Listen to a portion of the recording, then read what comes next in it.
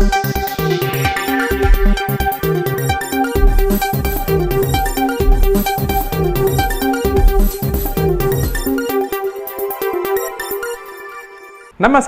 N S ಟಿವಿಯ speed ನ್ಯೂಸ್ಗೆ ಸ್ವಾಗತ. ನಾನು ಲೋಕೇಶ್. ದೇಶ, ರಾಜ್ಯ ಸೇರಿದಂತೆ ಸ್ಥಳೀಯ ವಿದ್ಯಮಾನಗಳ ಪಟಾಪಟ್ ಸುದ್ದಿಗಳು.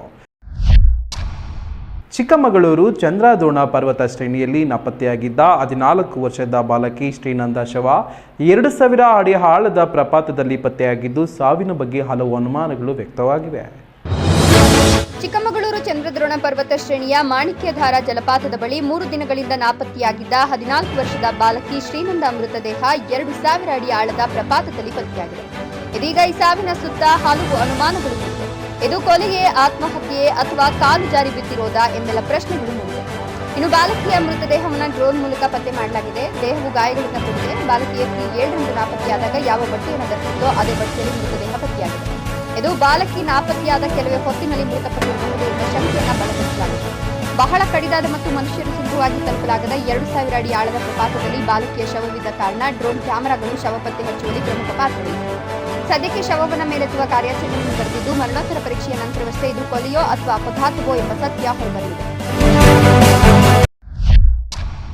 ಚಾಮರಾಜನಗರ ಬೊಮ್ಮಲಾಪುರದಲ್ಲಿ ದೇವಸ್ಥಾನದ ಹುಂಡಿ ಕಳವು ಮಾಡಲು ಬಂದ ಕಳ್ಳ ಮೊದಲು ದೇವರಿಗೆ ನಮಸ್ಕಾರ ಮಾಡಿ ನಂತರ ಕಳವು ಮಾಡಿದ ಘಟನೆ ಸಿಸಿಟಿವಿಯಲ್ಲಿ ಸೆರೆಯಾಗಿದೆ.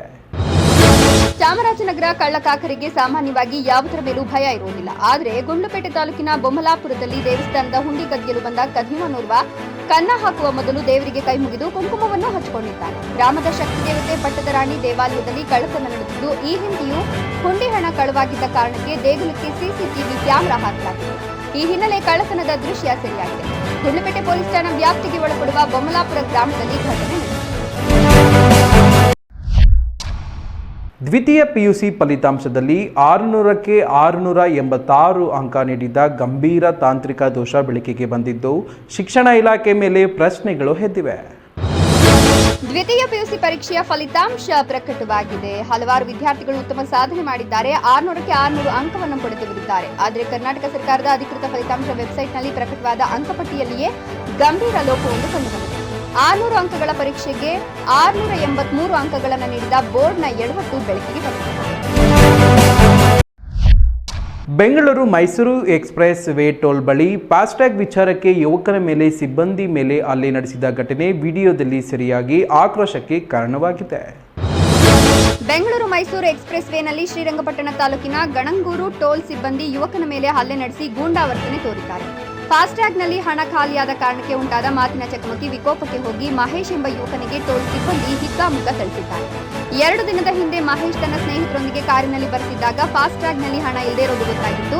ಈ ವೇಳೆ ಯುವಕ ತನ್ನ ಪರಿಚಿತರಿಗೆ ಕರೆ ಮಾಡಿ ಮಾತನಾಡೋದಾಗಿ ಹೇಳಿದ್ರು ಕೇಳದ ಸಿಬ್ಬಂದಿ ಅವಾಚ್ಯ ಶಬ್ದಗಳಿಂದ ನಿಲ್ಲಿಸಿ ಆತನ ಮೊಬೈಲ್ ಕಿತ್ತುಕೊಂಡಿದ್ದಾರೆ. ಅಷ್ಟೇ ಅಲ್ಲದೆ ಮಹೇಶ್ ಮೇಲೆ ಗೂಂಡಾಗಳಂತೆ ಮುಗಿಬಿದ್ದು ಹಲ್ಲೆ ನಡೆಸಿದ್ದು, ಈ ದೃಶ್ಯ ಮೊಬೈಲ್ ಕ್ಯಾಮೆರಾದಲ್ಲಿ ಸೆರೆಯಾಗಿದೆ. ಟೋಲ್ ಸಿಬ್ಬಂದಿಯ ಈ ದರ್ಪಕ್ಕೆ ಸಾರ್ವಜನಿಕರು ಆಕ್ರೋಶ ವ್ಯಕ್ತಪಡಿಸಿದ್ದಾರೆ. ಹುಬ್ಬಳ್ಳಿ ಮತ್ತು ಧಾರವಾಡದಲ್ಲಿ ಲವ್ ಜಿಹಾದಿ ಆರೋಪಗಳು ಪ್ರಕರಣಗಳು ಹೆಚ್ಚಾಗುತ್ತಿದ್ದು, ಪರ ವಿರೋಧ ಚರ್ಚೆಗಳು ತೀವ್ರಗೊಂಡಿವೆ. ರಾಜ್ಯದ ವಾಣಿಜ್ಯ ನಗರ ಹುಬ್ಬಳ್ಳಿ ಮತ್ತು ಶಿಕ್ಷಣ ಕಾಶಿ ಧಾರವಾಡದಲ್ಲಿ ಅದ್ಯಾಕೋ ಗೊತ್ತಿಲ್ಲ, ಮೇಲಿಂದ ಮೇಲೆ ಲವ್ ಜಿಹಾದ್ ಆರೋಪ ಪ್ರಕರಣಗಳು ಕೇಳಬರತೊಡಗಿವೆ. ಕಳೆದ 2 ತಿಂಗಳ ಅವಧಿಯಲ್ಲಿಯೇ ಇಂತಹ 4 ಆರೋಪಗಳು ವರದಿಯಾಗಿದ್ದು, ಈ ಬಗ್ಗೆ ಪರ ವಿರೋಧ ಚರ್ಚೆಗಳು ಶುರುವಾಗಿವೆ. ಕೆಲವರು ಇದನ್ನ ಪ್ರೇಮ ಸಂಬಂಧ ಮಾತ್ರ ಅಂತ ಕರೆದ್ರೆ, ಇನ್ನು ಕೆಲವರು ಇದು ವ್ಯವಸ್ಥಿತವಾಗಿ ಹಿಂದೂ ಯುವತಿಯರನ್ನ ಮುಸ್ಲಿಂ ಧರ್ಮಕ್ಕೆ ಪ್ರೀತಿ ಪ್ರೇಮದ ಹೆಸರಿನಲ್ಲಿ ಮತಾಂತರ ಮಾಡುವ ಷಡ್ಯಂತ್ರ ಅಂತಿದ್ದಾರೆ. ಚಿತ್ರದುರ್ಗದಲ್ಲಿ ಗಣಿತ ಶಿಕ್ಷಕನೊಬ್ಬ ಅಪ್ರಾಪ್ತ ವಿದ್ಯಾರ್ಥಿನಿಗೆ ಲೈಂಗಿಕ ದೌರ್ಜನ್ಯ ಎಸಗಿ ಗರ್ಭಪಾತ ಮಾಡಿಸಿದ ಆರೋಪದಡಿ ಪೋಕ್ಸೋ ಪ್ರಕರಣ ದಾಖಲಾಗಿದೆ. ಚಿತ್ರದುರ್ಗದಲ್ಲಿ ಗುರು ಶಿಷ್ಯ ಸಂಬಂಧಕ್ಕೆ ಕಳಂಕ ತರುವಂತಹ ಘಟನೆಯೊಂದು ಚಿತ್ರದುರ್ಗ ಜಿಲ್ಲೆಯಲ್ಲಿ ನಡೆದಿದೆ. 16 ವರ್ಷದ ಅಪ್ರಾಪ್ತ ಬಾಲಕಿಯ ಮೇಲೆ ಗಣಿತ ಶಿಕ್ಷಕನೊಬ್ಬ ಶಾಲೆಯ ತರಗತಿ ಕೊಠಡಿಯಲ್ಲಿ ಅತ್ಯಾಚಾರ ಎಸಗಿದ್ದು, ಬಾಲಕಿ ಗರ್ಭಿಣಿಯಾದ ಬಳಿಕ ಅಕ್ರಮವಾಗಿ ಗರ್ಭಪಾತ ಮಾಡಿಸಿರುವ ಗಂಭೀರ ಆರೋಪ ಕೇಳಿಬಂದಿದೆ. ಸದ್ಯ ಆರೋಪಿ ಶಿಕ್ಷಕ ಹಾಗೂ ಗರ್ಭಪಾತ ಮಾಡಿಸಿದ ವೈದ್ಯ ವಿರುದ್ಧ ಚಳ್ಳಕೆರೆ ಪೊಲೀಸ್ ಠಾಣೆಯಲ್ಲಿ ಪೋಕ್ಸೋ ಪ್ರಕರಣ ದಾಖಲಾಗಿದೆ. ರಾಯಚೂರಿನಲ್ಲಿ 2 ಲಕ್ಷ ರು ಲಂಚ ಬೇಡಿಕೆ ಆರೋಪದ ಮೇಲೆ ಪಟ್ಟಣ ಪಂಚಾಯತ್ ಮುಖ್ಯಾಧಿಕಾರಿಯನ್ನು ಲೋಕಾಯುಕ್ತರು ವಶಕ್ಕೆ ಪಡೆದಿದ್ದಾರೆ. ರಾಯಚೂರು ಜಿಲ್ಲೆಯಲ್ಲಿ ಲೋಕಾಯುಕ್ತರು ಸಿನಿಮೆಯ ರೀತಿಯಲ್ಲಿ ಕಾರ್ಯಾಚರಣೆ ನಡೆಸಿ ಭ್ರಷ್ಟಾಚಾರ ಆರೋಪದಡಿ ಸಿರಿವಾರ ಪಟ್ಟಣ ಪಂಚಾಯತ್ ಮುಖ್ಯಾಧಿಕಾರಿಯನ್ನು ವಶಕ್ಕೆ ಪಡೆದಿದ್ದಾರೆ. ಪಂಚಾಯತ್ನ ಚೀಫ್ ಆಫೀಸರ್ ಸುರೇಶ್ ಶೆಟ್ಟಿ ಖಾತಾ ಮ್ಯೂಟೇಷನ್ ಮಾಡಲು ಲೇಔಟ್ ಮಾಲೀಕ ರಘುರಾಮ್ ರೆಡ್ಡಿಯಿಂದ 2 ಲಕ್ಷ ರೂಪಾಯಿ ಲಂಚ ಬೇಡಿಕೆ ಇಟ್ಟಿದ್ದಾರೆ ಅಂತ ಆರೋಪಿಸಲಾಗಿದೆ. ಈ ಆರೋಪದ ಹಿನ್ನೆಲೆ ಸುರೇಶ್ನನ್ನ ವಶಕ್ಕೆ ಪಡೆಯಲಾಗಿದೆ. ಸಂಪರ್ಕ ಕ್ರಾಂತಿ ಎಕ್ಸ್‌ಪ್ರೆಸ್ ರೈಲಿನಲ್ಲಿ ಯುವಕರು ಬಹಿರಂಗವಾಗಿ ಗಾಂಜಾ ಸೇವನೆ ಮಾಡಿದ ವಿಡಿಯೋ ವೈರಲ್ ಆಗಿದ್ದು, ಕ್ರಮಕ್ಕೆ ಆಗ್ರಹ ಕೇಳಿಬಂದಿದೆ. ಹುಬ್ಬಳ್ಳಿ ಹಜರತ್ ನಿಜಾಮುದ್ದೀನ್ ಹಾಗೂ ಯಶವಂತಪುರ ಮಧ್ಯೆ ಸಂಚರಿಸುವ ಕರ್ನಾಟಕ ಸಂಪರ್ಕ ಕ್ರಾಂತಿ ಎಕ್ಸ್‌ಪ್ರೆಸ್ ರೈಲಿನಲ್ಲಿ ಯುವಕರಿಬ್ಬರು ಬಹಿರಂಗವಾಗಿ ಗಾಂಜಾ ಸೇವನೆ ಮಾಡಿದ್ದಾರೆ. ರಾತ್ರಿ ಪ್ರಯಾಣದ ವೇಳೆ ಸಿಗರೆಟ್ನಲ್ಲಿ ಗಾಂಜಾ ಸೇರಿಸಿ ಸೇದ್ತಾ ಸಹ ಪ್ರಯಾಣಿಕರಿಗೆ ಕಿರಿಕಿರಿ ಉಂಟು ಮಾಡಿದ್ದಾರೆ. ಸಾರ್ವಜನಿಕರ ಭಯ ಇಲ್ಲದೆ ಅಟ್ಟಹಾಸ ಮೆರೆದ ಈ ಯುವಕರ ಕೃತ್ಯವನ್ನ ಪ್ರಯಾಣಿಕರು ಮೊಬೈಲ್ನಲ್ಲಿ ಸೆರೆ ಹಿಡಿದಿದ್ದು ವಿಡಿಯೋ ಈಗ ವೈರಲ್ ಆಗಿದೆ. ರೈಲ್ವೆ ಪೊಲೀಸರು ಇವರನ್ನ ಪತ್ತೆ ಹಚ್ಚಿ ಕಠಿಣ ಕ್ರಮ ಕೈಗೊಳ್ಳಬೇಕು ಅಂತ ಸಾರ್ವಜನಿಕರು ಆಗ್ರಹಿಸಿದ್ದಾರೆ. ನವದೆಹಲಿಯಲ್ಲಿ ಕುಸಿಯುವ ಹಂತದಲ್ಲಿದ್ದ ಗೋಡೆಯಿಂದ ತನ್ನ ಕಾರನ್ನು ತೆಗೆದ ಮಹಿಳೆ ಪಾರಾಗಿದ್ದು, ಕ್ಷಣಾರ್ಧದಲ್ಲಿ ಗೋಡೆ ಕುಸಿದ ದೃಶ್ಯ ವೈರಲ್ ಆಗಿದೆ. ನವದೆಹಲಿಯಲ್ಲಿ ಸಾಲಾಗಿ ಕಾರುಗಳನ್ನು ನಿಲ್ಲಿಸಲಾಗಿತ್ತು. ಅವುಗಳ ಹಿಂದೆ ಎತ್ತರವಾದ ಕಾಂಪೌಂಡ್ ಇತ್ತು. ಶಿಥಿಲವಾಗಿದ್ದ ಆ ಕಾಂಪೌಂಡ್ ಗೋಡೆ ಇನ್ನೇನು ಬೀಳೋದ್ರಲ್ಲಿತ್ತು. ಇದರ ಸುಳಿವು ಸಿಕ್ಕೊಂಡನೇ ಮಹಿಳೆ ಓಡಿ ಹೋಗಿ ತನ್ನ ಕಾರನ್ನ ಆ ಸ್ಥಳದಿಂದ ತೆಗೆದಿದ್ದಾರೆ. ಆಕೆ ಕಾರನ್ನ ತೆಗೆದ ಕೆಲವೇ ಸೆಕೆಂಡುಗಳಲ್ಲಿ ಆ ಗೋಡೆ ಮಗುಚಿ ಬಿದ್ದಿದೆ. ಅಲ್ಲಿದ್ದ ಕಾರುಗಳೆಲ್ಲ ಆ ಗೋಡೆಯಡಿ ಹೂತು ಹೋಗಿವೆ. ಆ ಮಹಿಳೆ ತನ್ನ ಪ್ರಾಣವನ್ನು ಲೆಕ್ಕಿಸದೆ ಕಾರನ್ನ ತೆಗೆಯಲು ಓಡಿರುವ ವಿಡಿಯೋ ವೈರಲ್ ಆಗಿದೆ.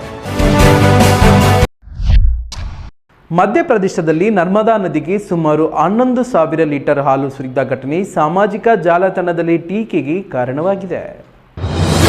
ಮಧ್ಯಪ್ರದೇಶದಲ್ಲಿ ಭಕ್ತರು ಧಾರ್ಮಿಕ ಆಚರಣೆಯ ಸಲುವಾಗಿ ನರ್ಮದಾ ನದಿಗೆ ಸುಮಾರು 11,000 ಲೀಟರ್ ಹಾಲನ್ನು ಸುರಿಯುತ್ತಿರುವ ವಿಡಿಯೋ ವೈರಲ್ ಆಗಿದೆ. ಈ ವಿಡಿಯೋ ಸಾಮಾಜಿಕ ಮಾಧ್ಯಮದಲ್ಲಿ ವ್ಯಾಪಕ ಚರ್ಚೆ ಮತ್ತು ತೀವ್ರ ಟೀಕೆಗೆ ಕಾರಣವಾಗಿದೆ. ಮಧ್ಯಪ್ರದೇಶದಲ್ಲಿ ನಡೆದಿದೆ ಎನ್ನಲಾದ ಈ ಘಟನೆಯು ಸಾಂಪ್ರದಾಯಿಕ ಆಧ್ಯಾತ್ಮಿಕ ಆಚರಣೆ ಅಥವಾ ಪ್ರತಿಜ್ಞೆಯ ಈಡೇರಿಕೆಯ ಭಾಗವಾಗಿ ಪವಿತ್ರವಾದ ನದಿಗೆ ಟ್ಯಾಂಕರ್ ಗಟ್ಟಲೆ ಹಾಲನ್ನು ನೇರವಾಗಿ ಸುರಿಯುವ ದೊಡ್ಡ ಆಚರಣೆಯಾಗಿದೆ. ಅಂದಾಜಿನ ಪ್ರಕಾರ ಇಷ್ಟು ಪ್ರಮಾಣದ ಹಾಲಿನ ಬೆಲೆ 5.5 ಲಕ್ಷ ರೂಪಾಯಿಯಿಂದ 7.7 ಲಕ್ಷದವರೆಗೆ ಇರಲಿದೆ ಎನ್ನಲಾಗಿದೆ. ಈ ನ್ಯೂಸ್ ಟಿವಿಯ ಸ್ಪೀಡ್ ನ್ಯೂಸ್ ಜೊತೆಗೆ ರಾತ್ರಿ 8:30ಕ್ಕೆ ತಪ್ಪದೆ ವೀಕ್ಷಿಸಿ ಈ ನ್ಯೂಸ್ನ ಮುಖ್ಯ ಸಂಚಿಕೆ.